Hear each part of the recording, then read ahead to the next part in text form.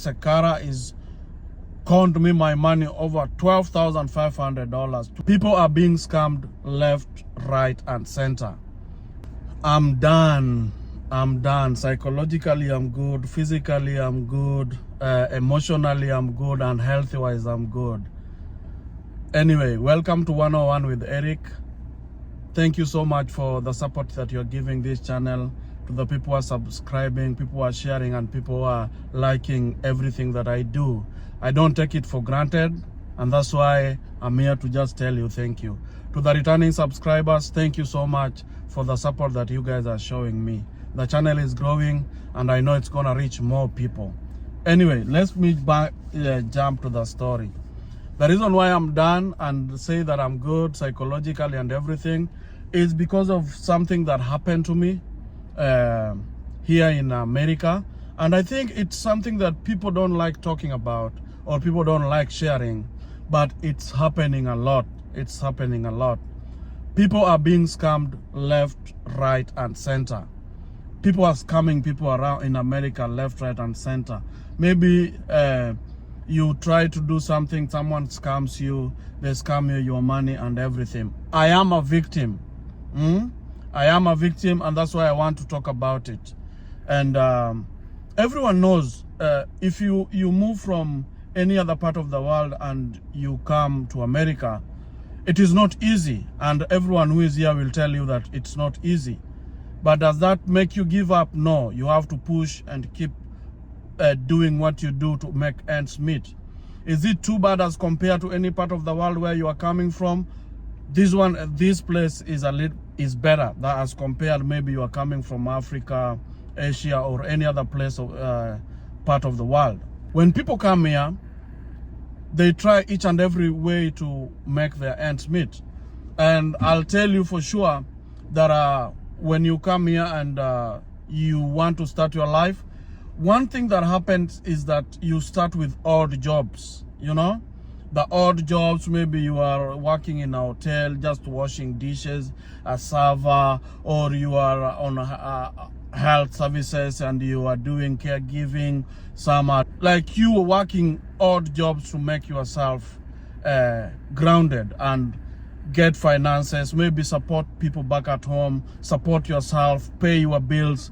Because when you're here, there's a lot of things that you have to meet. You have to meet, maybe you bought a car with loan, you have to pay for that loan, car loan, or you have a house, you have to pay for your rent. And sometimes it can take a toll on people. Apart from that, you have a family back at home. Maybe you have your parents, you have your wife, you have your kids who are also looking after you, you know, and you have to provide for them. Like always make sure that you send them something to keep them going if you have a family or if you have parents back at home. Another thing, you also want to try to establish yourself. Maybe you are having a project that you want to start running and everything. So a lot of things take a toll on people who are in the US or people who just came into the US. And that's when you come to realization that in America, you can't just the best practice is you can work, but also you can do side hustle that can help you generate some income, you know. So that's why you find most people start companies, start businesses, and run these other side hustles, so that apart from what they are doing, the side hustles will give them money, you know. And someone will start a company, a small company, and build it as time goes by. And at the end of the day, it ends up generating something for them, you know. And if you ask any other person who is working in America, they'll tell you that they want to do their own things. They don't want to do 9 to 5 job, because sometimes it's very tiresome. And doing 2 jobs, it can be very cumbersome, you know. And having that motivation to start your own thing can land you into bad hands. And that is what landed me into bad hands. And today, I want to share with you. So, having been here working, you know, working and trying to figure out what I can do next so that I come from 9 to 5 job, or just getting out of working two jobs and running night and day, I decided I want to do a side hustle, and my side hustle was to go buy cars from auction, repair them a little bit, and sell. So I do my research and decide that I'll go to one of the bigger companies that do one of the bigger auction companies, and that I'll be buying my cars and then go make them, fix them the way they're supposed to be, and then sell them. That was going to be my side hustle, and if it picked, because I've seen people work on it and it picks, then I'll be good. I'll now be doing my own thing, my own business, and I'll be good. So one morning I decided, let me go to this place, this auction, to start do my ask, because I had done my research to start how I can do it. And it happened that I had to make another appointment so that I can go and start doing or start buying the cars, or start seeing how I can buy the cars. And this is where I was caught. So super excited, happy to start this business. When I finish meeting the personnel that was there, I get out to sit down and try to talk to the people who are around there. And where I was seated, there was this man and a lady. And the lady is like, "What are you doing here?" I told her, "No, I'm here. I'm trying to enter into this auctioning business." And they told me, yeah, we're also trying to buy a car here. So yeah, it's okay. It's okay. And then they were like, "Why would you, as a young guy like you, why do you want to get into car auctioning business?" I was like, "No, I'm trying to make ends meet, and I'm tired of 9 to 5 jobs. So I'm trying to do my thing, like start my own business." And she jumped on me and she was like, no, this is no, you don't need this. I can show you a business that can pay you, like can make you good money. And at that point I'm like, we have other businesses that can make you good money. And then she's like, yeah, I can show you some business that can make you good money. You'll grow with it. You'll help your people back at home. You'll help yourself, and when everyone wants to be comfortable, right? You look at them, they look very comfortable, not knowing these are scammers, and maybe they are using that place to get their customers, and I happen to be one of their customers. So she's like, no, I want to introduce you to a business, and this business is sober living business. So with sober living business, you have a house, you have people there, then you provide them with their medication and all that stuff, and they give you money. Now most of you know the sober living business, So I'm like, okay, yeah. She's like, I'm trying to close one of my houses. I can maybe give you the house, pay at a given fee. You go start your business so that you can be independent and be doing that business. I told her, okay, let me give it a thought. So she calls me the following day. "What did you think about it?" I told her I would like to go come and see what is how it's working out, because it's something that I had an idea how it works out. So I told her, let me come and see how the place looks like, and if it is something that is viable that I can buy into. I go the following day. I go there, meet her. She shows me the house. She tells me, if you want this house, I'm giving it out for you. I'm supposed to give it for 30,000, but because I know you're from Africa and you're a young guy just trying to make your ends meet, I'll give you for $15,000. I'm like, I can't get $15,000 for sure, but I can try and get you. We negotiated with her, and then I told her I can try and get you $12,500. And she was like, okay, if you are willing to do that, then I'm good. I can give you that business because I'm going to help you. And then she breaks the $12,000 thingy. She's like, I'm going to transfer the lease from my name to yours. I'm going to on that amount, I'm going to give you policies and procedure so that your house is fully registered with all the documentation that it needs. But because I have an idea, I'm like, okay, if you can do all that, then I'm good. Then she tells me, first you'll give me 4,000, so that I can start the process of the policies and procedures and the book and the documentation that is required, licensing and all that stuff. So I know that I'm buying the business from her. So all this, everything, she's going to give me all this, and then I'll be good. Oh my God. Oh my God. So she texts that. She sent me the agreement. I didn't know that we have some agreements that do not hold water in America. So on meeting this lady on the second day, she tells me that before we start, we need to write an agreement, give you the agreement, you sign, I sign, and then you'll be good, so that you start in the right way.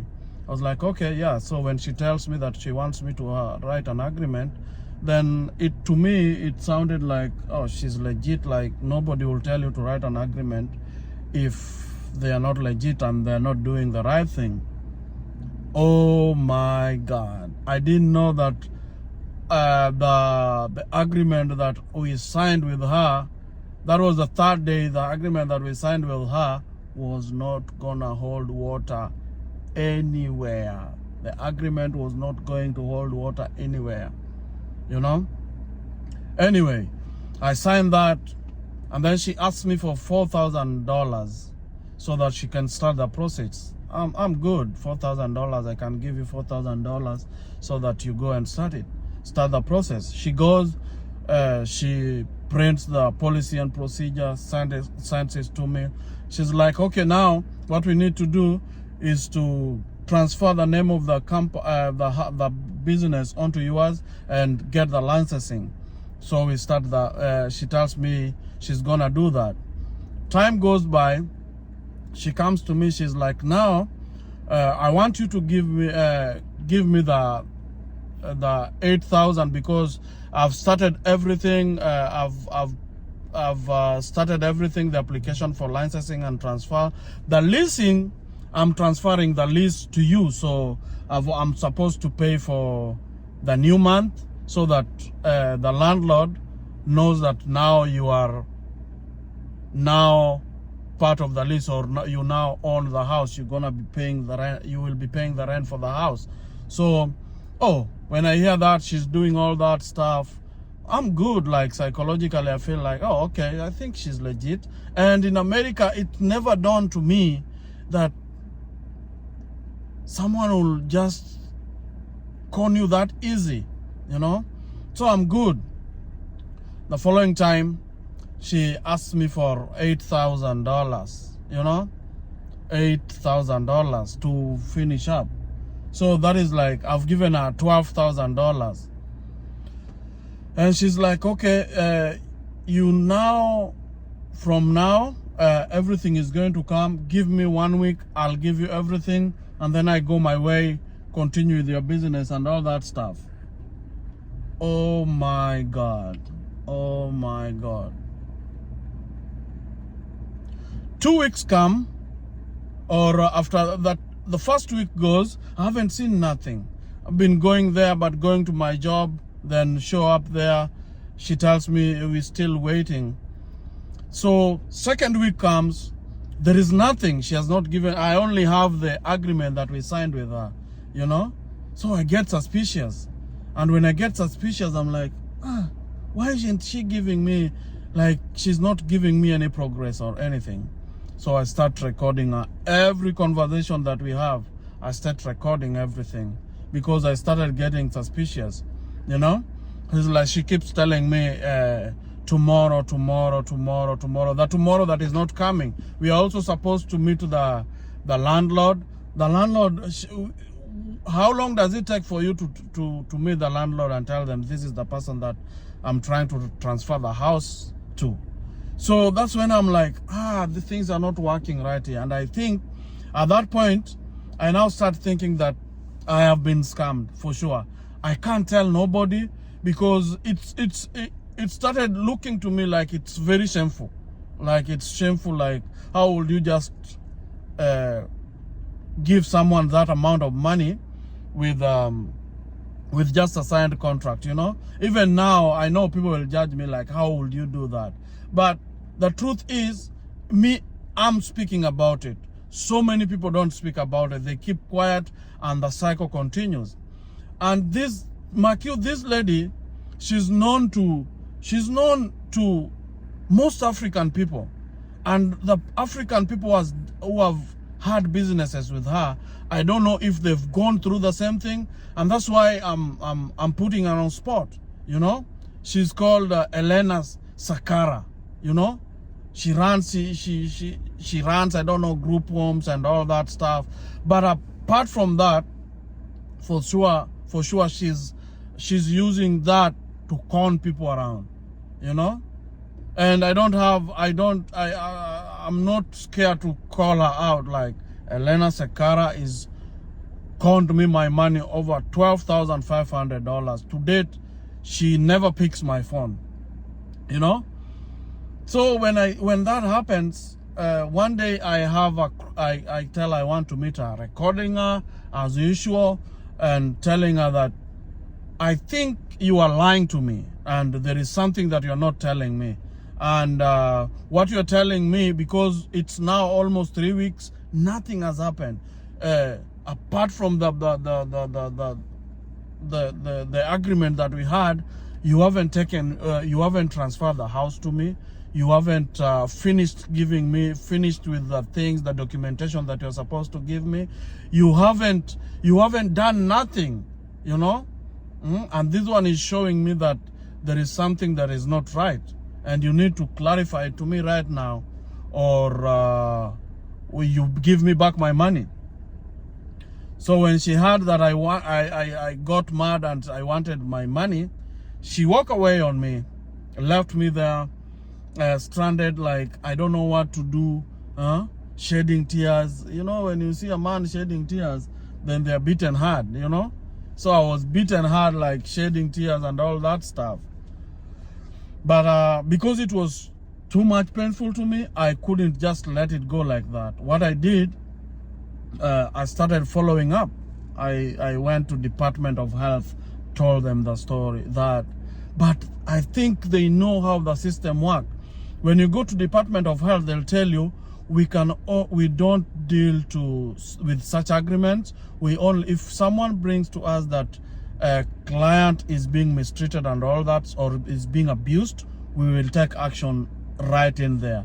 But people buying and business and all that stuff, and companies and all that stuff, we will not, there is no way we can help you. Dang. I never gave up. I went to Attorney General's office, reported her. And when I went to Attorney General's office, that's when I discovered that, oh, dang, this was a scammer. Like, she has over 20 cases. 20 cases. People have complained about her, you know, Elena Sakara. People have complained about her. And the highest amount that she scammed on one person was $80,000. I'm like, wow. Then if someone was scammed $80,000, $12,500 is nothing. That's when I came to realization that, oh, for sure, I've lost my money. I'll never get it back. I'll rather, because she didn't cut my hands, I can still make the money. Moral of the lesson here is, please, if you want to get into business and all that stuff, I've come to learn that get a lawyer. Get a lawyer. In America, get a lawyer. Do everything under the lawyer, you know, so that you are safe. Or even the lawyer will alert you that there is something that is not right here, you know. But if you don't get a lawyer or something, then that's when they'll scam you like that. And it is, I know people are not talking about it, but it has, people have been scammed in African communities People have been scammed here in the US a lot, but they are not talking about it because it's shameful. But I know people will beat me, they'll call me names, they'll say that I was stupid and all that stuff. But I think this video is going to help someone. Let nobody just come to you that I'm going to sell your business and all that stuff. Be very cautious. You're going to be scammed, and you might be scammed a lot more money than what I was scammed or what someone stole from me. So this is something that people need to know and people need to look into, that we have scammers in the US. They are scamming people left, right, and center and taking advantage of people and taking advantage of the system because they know that there are some places that you'll take them and the action will not be taken to them, you know, like, so, or you'll go to the police will tell you go to court, and they know the court maybe will take forever, you know. So be very careful and watch out. But that is what happened to me. But as of now, I'm good psychologically, mentally, physically, and health-wise. I accept that I was scammed, and I'll keep working harder to get it the right way, you know. Otherwise, adios muchachos. Thank you. God bless you. And I'll see you on the next. Bye.